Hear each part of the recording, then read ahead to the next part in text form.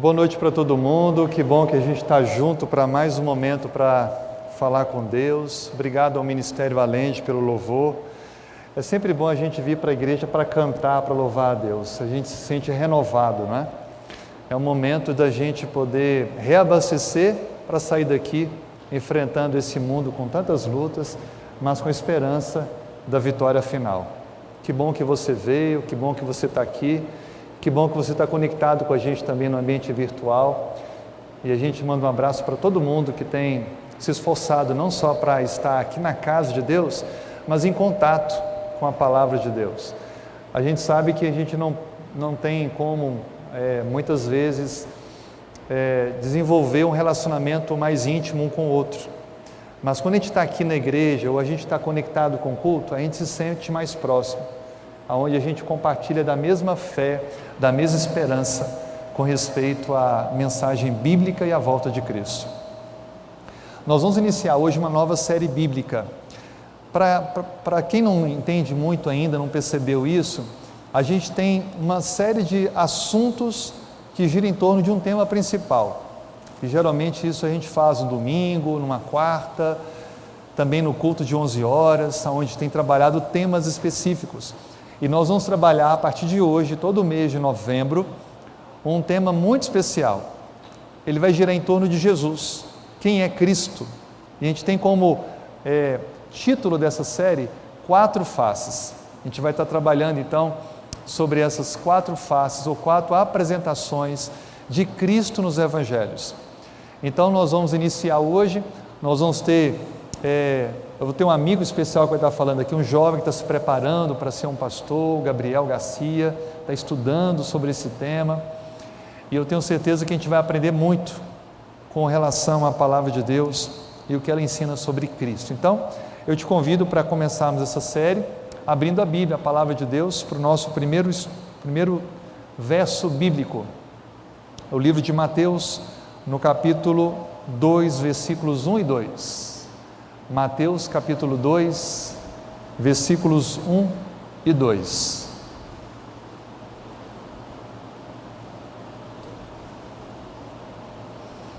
Olha o que a Bíblia nos diz. Tendo Jesus nascido em Belém da Judéia, em dias do rei Herodes, eis que vieram uns magos do Oriente a Jerusalém, e perguntaram: aonde está o recém-nascido rei dos judeus? Porque vimos a sua estrela no Oriente e viemos para adorá-lo. Com a Bíblia aberta, depois de ler esse texto, vamos fazer uma oração? Senhor, estamos agora com a Tua palavra e queremos encontrar respostas que fortaleçam nossa fé com respeito a Jesus Cristo.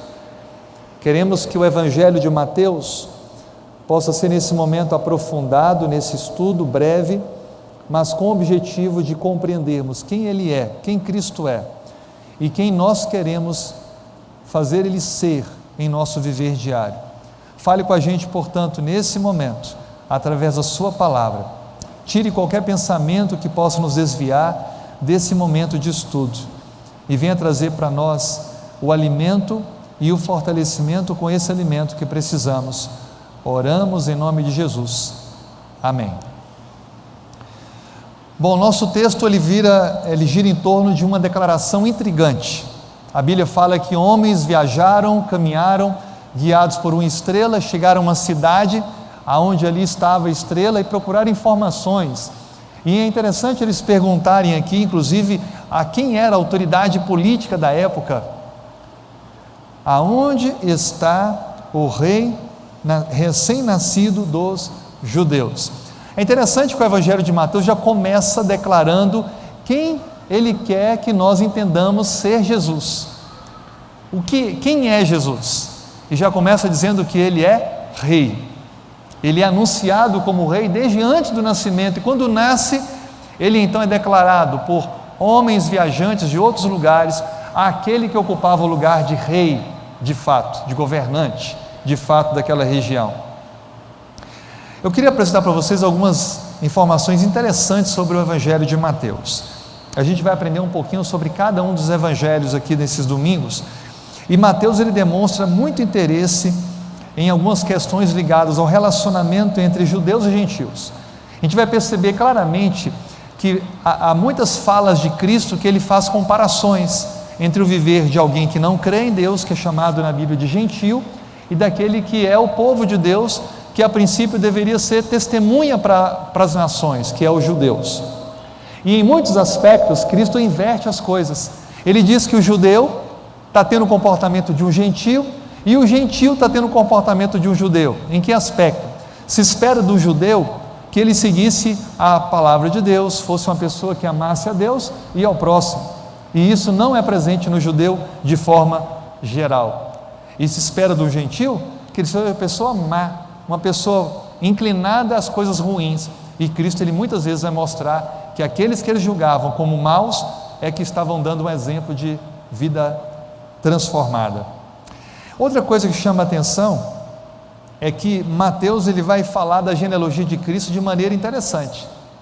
Diferente do Evangelho de Lucas, Mateus, ele começa a genealogia de Cristo a partir de Abraão, e ele vai definindo ali, a partir de Abraão, aquele que chegou à geração de Jesus. E ele inclui 4 mulheres na genealogia de Cristo. Lucas, ele faz o processo inverso. Ele começa relatando Jesus, José, e ele vai até chegar a Adão. Interessante que Lucas, a gente vai perceber que ele tem um outro enfoque. O enfoque de Mateus é Cristo como rei. Cristo como o rei. Mateus também, ele reúne muitos ensinos de Cristo, e ele enfatiza muito esses ensinos em partes, em processos, em discursos, e a gente vai entender esses discursos de maneira geral. Agora, Mateus também, ele vai mostrar de maneira muito especial a missão de Cristo, uma missão que começa com a sua declaração de rei e termina com a sua comissão de partilhar através dos seus discípulos a salvação a todo o mundo. E isso está claro lá no capítulo 28, aonde ele dá seu último recado: portanto, ide, fazei discípulos, batizando em nome do Pai, do Filho, ensinando a guardar todas as coisas, do Espírito Santo, ensinando todas as coisas que vos tenho ordenado. E essa mensagem devia ser pregada a todo mundo, a todas as nações. Agora, o que a gente poderia entender sobre esse aspecto de 4 faces? Por que 4 faces? Por que isso está sendo abordado aqui? E a gente vai iniciar isso nessa noite, vai falar isso durante todo esse mês de novembro. Porque há 4 maneiras diferentes de se olhar para Cristo pelos evangelhos. Lembre que Cristo usou a cultura de 4 homens diferentes: Mateus, Marcos, Lucas e João. Desses 4, apenas 3 estiveram realmente intimamente ligados a Cristo. E Mateus, ele foi um destes, um dos discípulos de Cristo. Ele viveu com Cristo e ele teve uma visão de Cristo diferente dos outros 2 companheiros como discípulos. E essas 4 ênfases diferentes de Cristo, ou da vida de Cristo, elas mostram para nós 4 formas de olhar para Jesus também hoje. Eu queria fazer uma pergunta para você pensar: quem de fato é Cristo para você? Quem Jesus é para você? Se você tivesse que definir Cristo com uma frase, uma palavra, que frase e que palavra seria? A gente vai perceber com o estudo do livro de Mateus que ele tinha uma clara definição de quem era Cristo para ele. Para Mateus, Cristo é rei. Mateus era ligado ao governo, Mateus trabalhava com impostos, Mateus entendia muito bem isso, a relação com a autoridade máxima. E ele procura colocar no Evangelho a ênfase em Cristo como a maior autoridade de todas. Mas a gente vai perceber nesse próximo slide, eu peço aí à equipe que não está funcionando aqui, o passador, que essa ideia de 4 interpretações sobre a vida de Cristo, ela não é uma invenção. Olha o que diz o livro de Apocalipse, capítulo 4, verso 7. Apocalipse, capítulo 4, verso 7. Olha o que diz para nós. João, ele relatando a visão do trono de Deus, ele diz assim: o primeiro ser vivente é semelhante a leão, o segundo semelhante a novilho ou um boi, não é? O terceiro tem o rosto como de homem, e o quarto ser vivente é semelhante à águia quando está voando. Ele vê o trono de Deus, e ele vê esses 4 seres viventes diante do trono, adorando dia e noite, dizendo: santo, santo, santo é o Senhor, Criador dos céus e da terra. E é interessante que, se nós olharmos na Bíblia, esse relato ele aparece também em outro verso da Bíblia, que nós não vamos ler aqui, mas que está lá no livro de Ezequiel, no capítulo 1, aonde é relatado esses 4 seres como testemunhas de Deus, mensageiros de Deus. E é interessante que essas expressões que são aí mencionadas, o leão, o novilho, o homem e a águia, elas são aplicadas como 4 maneiras de enxergar Jesus, ou de apresentar Jesus. Eu queria mostrar para vocês nessa próxima tela, eu vou contar com vocês aí, que essas 4 figuras, elas são bem interessantes, porque realmente elas são aplicáveis nos evangelhos, essas 4 representações de Cristo. Já nos primeiros séculos da era cristã, nós tivemos alguns importantes estudiosos da Bíblia, são chamados de pais da igreja, que chegaram à conclusão de que tanto o livro de Ezequiel, capítulo 1, como Apocalipse, capítulo 4, se referia a esses seres viventes como sendo a palavra que agora, ao longo da história, anunciaria quem é Jesus. E eu cito aqui Irineu, no século II, chegou a essa conclusão, Agostinho, no século III, e também Jerônimo, no século IV. Ambos chegaram, apesar de trocarem às vezes a figura para esse evangelho ou para aquele, mas ambos aplicam o que está em Apocalipse 4, esses seres viventes, como sendo os 4 evangelhos. E nós acreditamos de fato que esses seres viventes são aqueles que testificam dia e noite, estão impressos, estão em forma de áudio e vídeo disponíveis a gerações e mais gerações. Quem é Jesus? Quem é Jesus? Anunciando quem Ele é. Por isso que esses seres simbolizam mensageiros de Deus ao longo da história, que estão continuamente reconhecendo quem é Cristo. Por isso que em Mateus nós podemos então chegar à conclusão de que ele é um mensageiro que representa o aspecto de Cristo como o leão, essa figura do rei entre os animais, essa figura de exaltação entre os demais.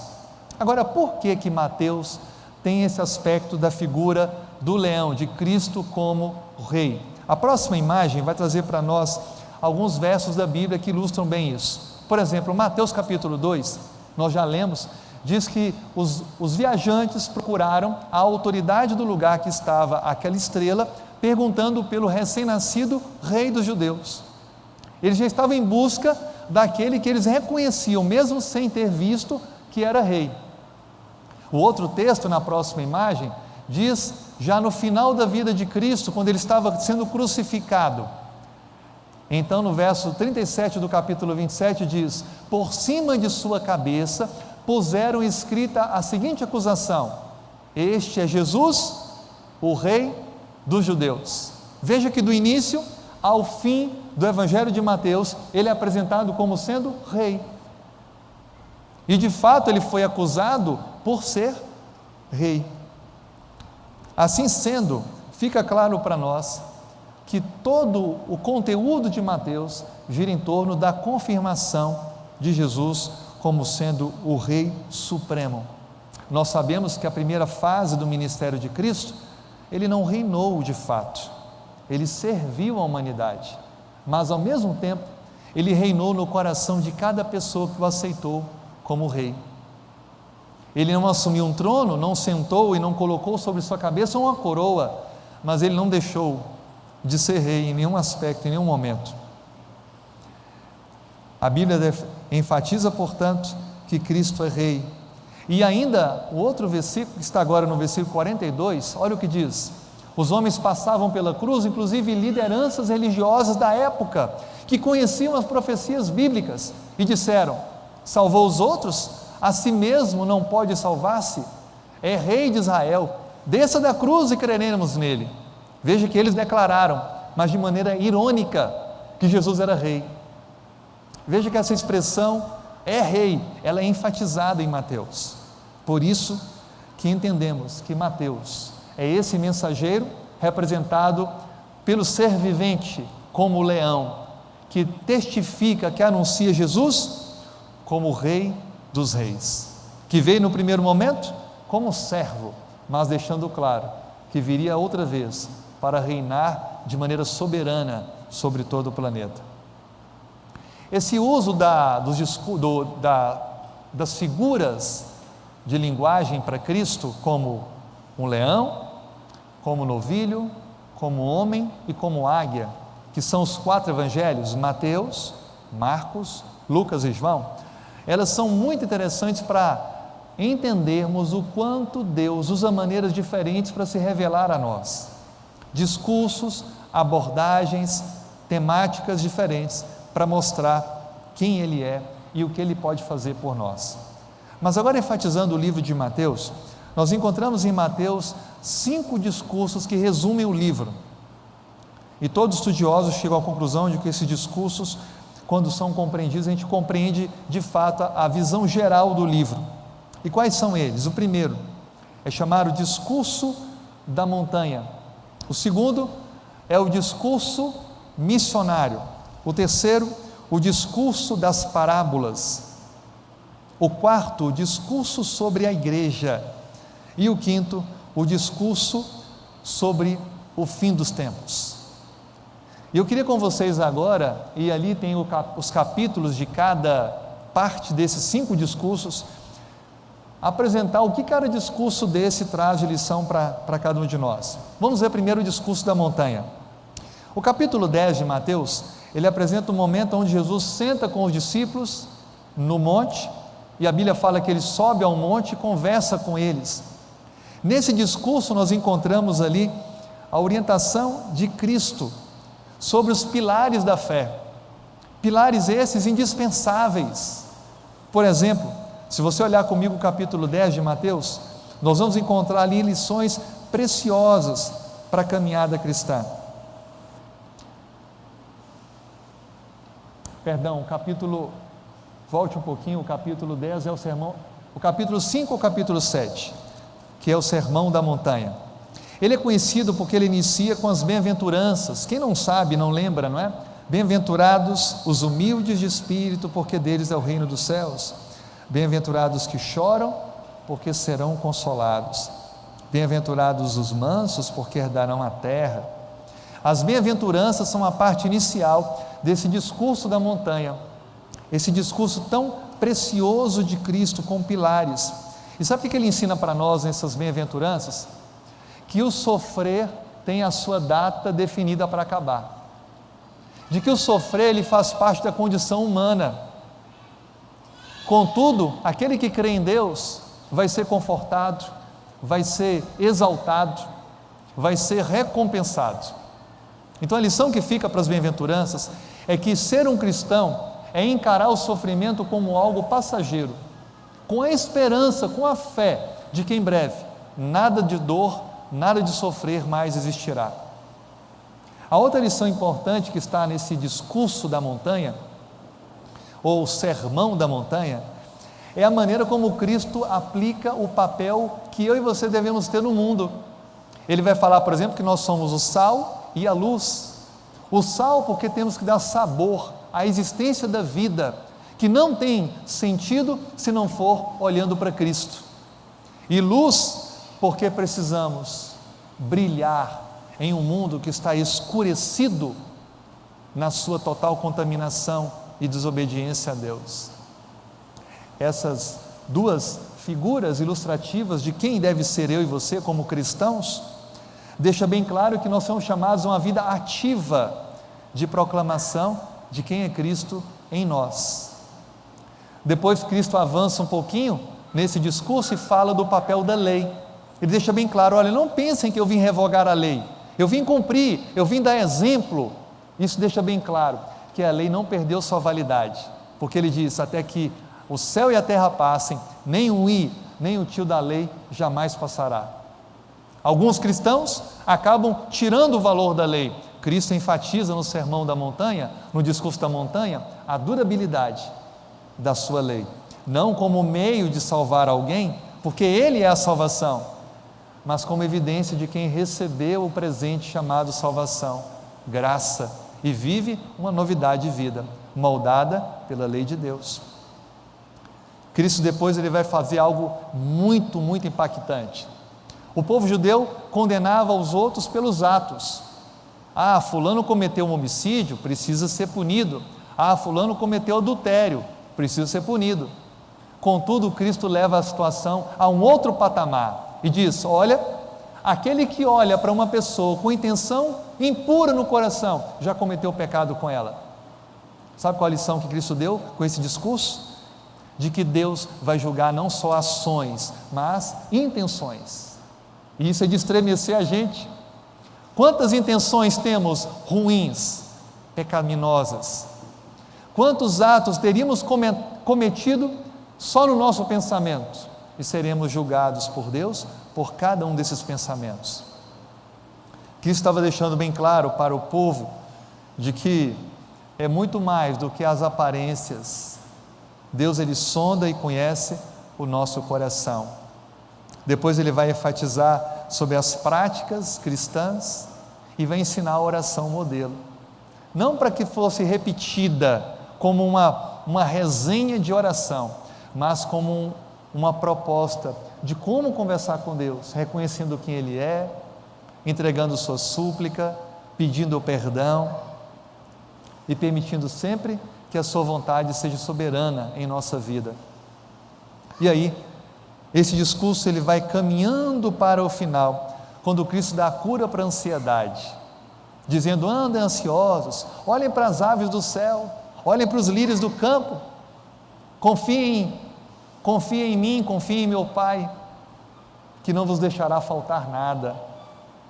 E ele apresenta o antídoto para a ansiedade: buscai primeiro o reino de Deus e a sua justiça, e todas as outras coisas vos serão acrescentadas. Esse é o antídoto, esta é a vacina para a ansiedade, colocar Deus em primeiro lugar. E o capítulo 7, tão fantástico de Mateus, Cristo conclui o discurso falando da oração. Orem, orem sem cessar, peçam, bata e abrir-se-vos-á, peça e vocês alcançarão, busquem e vocês encontrarão. Esse foi o discurso da montanha. É claro que devem ter sido horas e horas de conversa, mas que foram resumidas aqui nesses 3 capítulos, capítulos 5, 6 e 7. A outra parte então é o próximo discurso, é o discurso missionário. Por que missionário? Porque nesse discurso, se você olhar bem claro o texto, Cristo está conversando com um público específico, os seus discípulos. Dê uma olhada, por exemplo, comigo no capítulo 10. O capítulo 10 de Mateus já começa com a escolha dos discípulos. E Mateus especifica a escolha dos 12 e menciona o nome dos 12. Todos estão aí apresentados. E depois de escolher os 12, Cristo então dá instruções para os 12 de como deveriam ir, como deveria ser a viagem, o que deveriam fazer quando não fossem bem recebidos, e o que deveriam fazer se alguém oferecesse algum rendimento por eles estarem fazendo a obra de cura, de salvação, de pregação.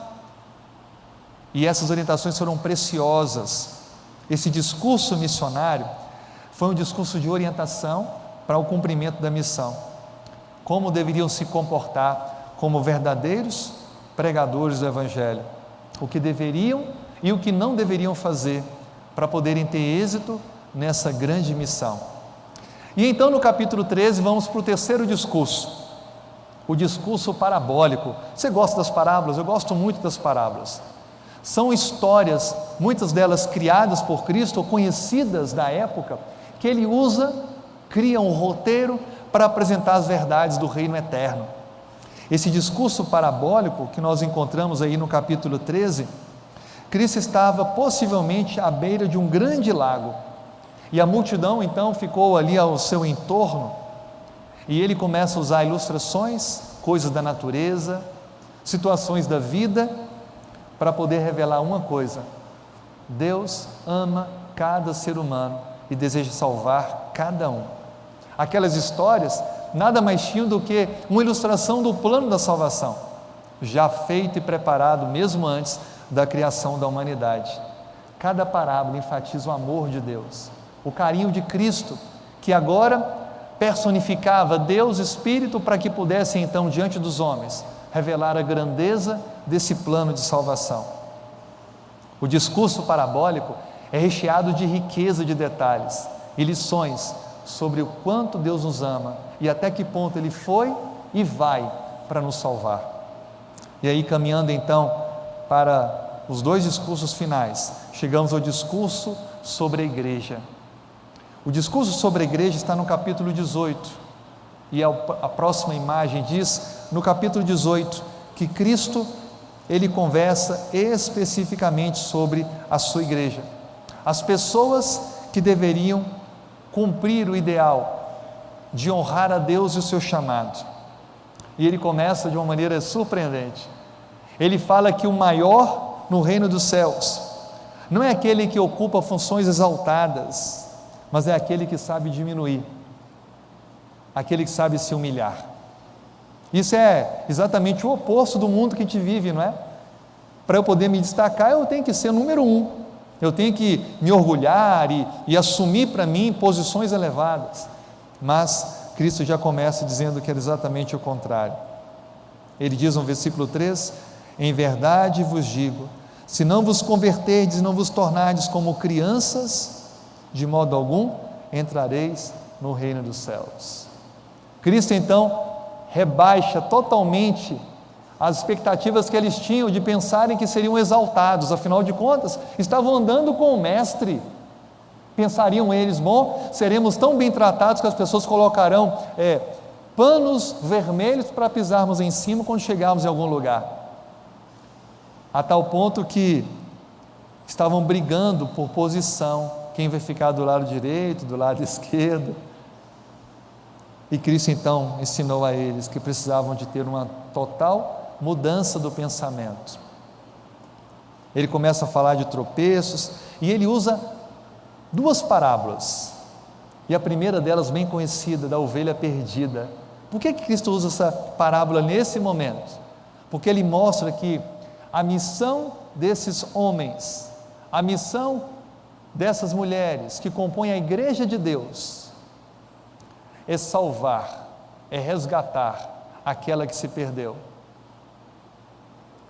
E nada melhor do que usar a figura de um pastor, que era a função mais simples da época, para o trabalho com os animais mais dóceis do mundo, para provar que assim como deveria ir em busca da que se perdesse, ou que estivesse presa, ou que estivesse adoecido, assim também deve ser a missão da igreja, de amar, de atrair, de resgatar, de salvar, de conduzir ao aprisco em segurança. Cristo estava dizendo para mim e para você, que Ele, como bom pastor, não abandonará nenhuma de suas ovelhas, só se perderá aquela ovelha que realmente rejeitar os braços seguros e amorosos do bom pastor. E aí então, caminhando para o último discurso, Cristo ele vai até o Monte das Oliveiras e profere o chamado discurso sobre o fim dos tempos, que está relatado aí no capítulo 24 de Mateus. Geralmente estudamos esse capítulo para falar sobre os sinais da volta de Jesus. E é interessante que Cristo usa dois tipos de profecias. Ele apresenta profecias que cumpririam um pouquinho à frente do seu tempo, testificando a destruição de Jerusalém. Mas ele também fala de profecias apocalípticas, anunciando a sua volta para reinar com glória e majestade sobre o mundo. Ambas as profecias, a clássica e a apocalíptica, tinham um apenas sentido: mostrar que Deus sabe o fim desde o princípio, que apesar de lutas e provas, nada devemos temer, porque Ele já preparou tudo para aqueles que o amam.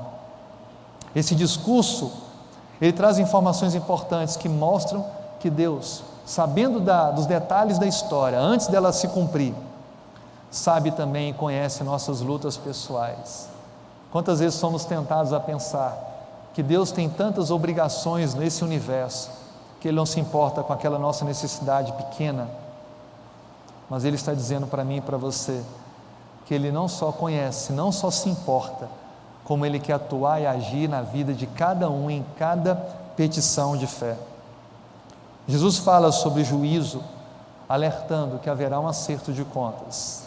Ser um cristão é compreender que haverá sim um momento de prestar contas a Deus, de que há eventos que anunciam a proximidade desse momento, e que a menos que recorramos à graça imerecida do Senhor, é que poderemos naquele grande dia receber dele a frase: vinde bendito de meu Pai, foste fiel no pouco, sobre o muito te colocarei. E aí então Ele nos vestirá com as vestes brancas, de linho finíssimo, que então usaremos para viver a eternidade com Ele. Esse último discurso, ele ilustra muito bem que Deus não só sabe o fim desde o começo, como tem um plano de salvação para o seu povo, não abandonando, não deixando o seu povo isolado, distante da sua graça, mas mesmo diante da pandemia, do caos, do terremoto, do maremoto, da crise econômica, da instabilidade econômica e também administrativa dos países, das incertezas, da contaminação do ar, da água, dos alimentos, Ele cuida de mim e de você e prepara para mim e para você um novo céu e uma nova terra.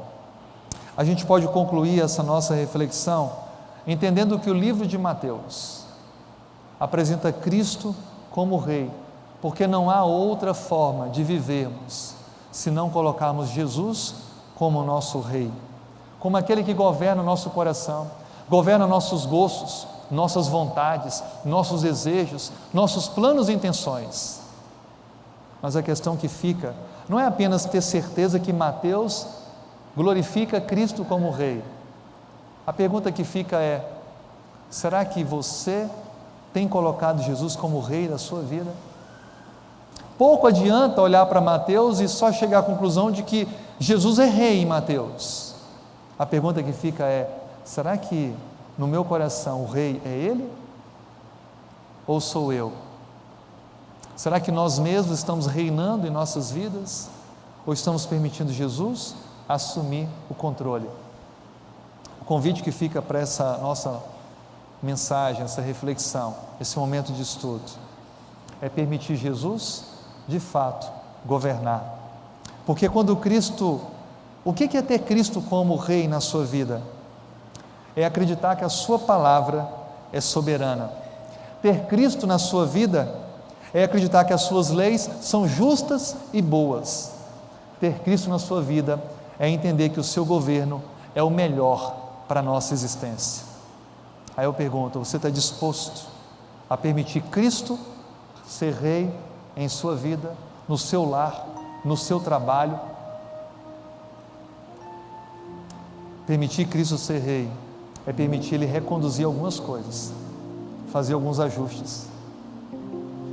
Pode ser que você estabeleceu algumas metas e planos que agora terão que ser revistos. Ter um Rei definidamente e colocado no coração é deixar que Ele dirija, é deixar que Ele tome a frente. Eu queria que você, nesse momento, quando ouvir essa mensagem musical, fizesse uma importante decisão. Ao ter ouvido sobre Jesus como Rei, será que há alguma coisa na minha vida que tem impedido Jesus de governar? Será que é o egoísmo, o orgulho? Será que é a minha falta de tempo para estudar a Bíblia? Será que é a minha omissão na vida de oração? Será que é porque eu não estou compartilhando com as pessoas que eu conheço aquilo que eu conheço da palavra? Eu estou deixando de permitir Jesus governar no meu ser? Será que é um gosto, um capricho, um plano que tem superado Cristo no sentido de colocar-me com todas as atenções para algo que tem me desviado do que é mais importante? Enquanto você ouvir essa mensagem, ore a Deus, converse, e no final nós vamos orar juntos para entregar a nossa vida, o nosso coração, abrindo a porta do nosso coração para Jesus de fato ser Rei.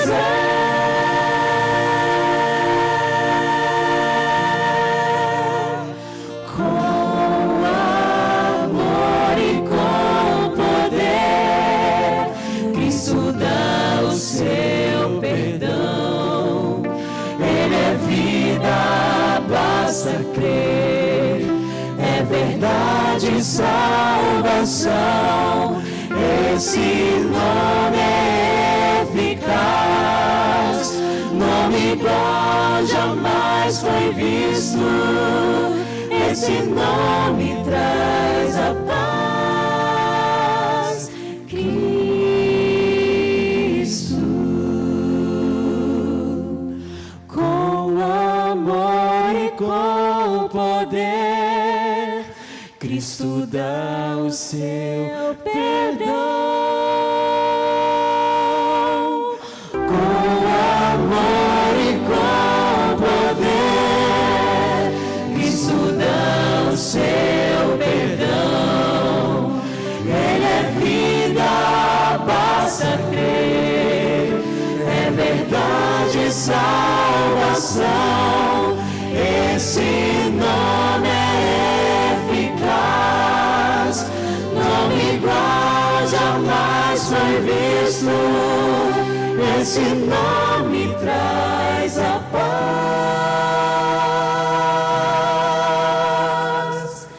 Cristo.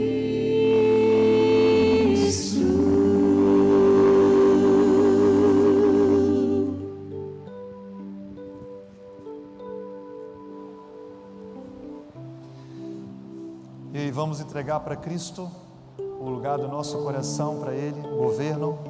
Quantos decidem nessa noite abrir o coração para Cristo reinar? Eu te convido a ficar em pé para orarmos juntos.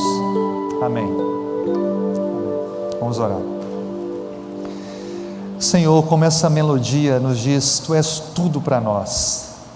E nós queremos abrir o nosso coração e permitir que o Senhor reine em nossas vidas.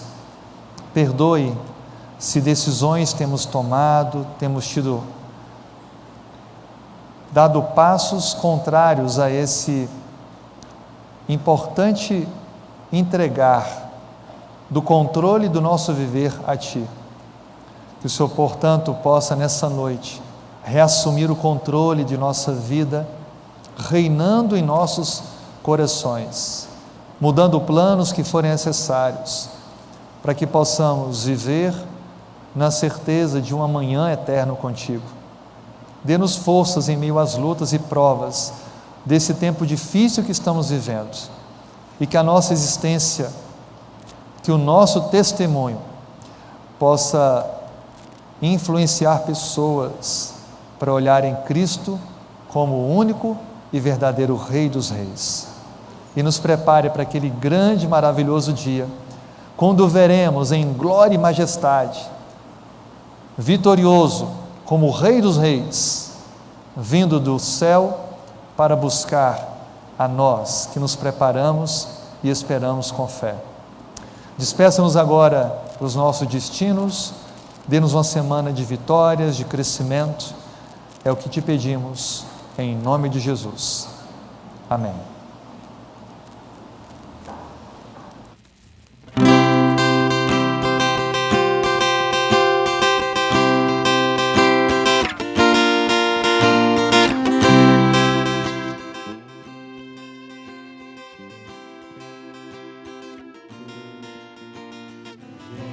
Senhor, em mim habitar, pois quero ser templo teu.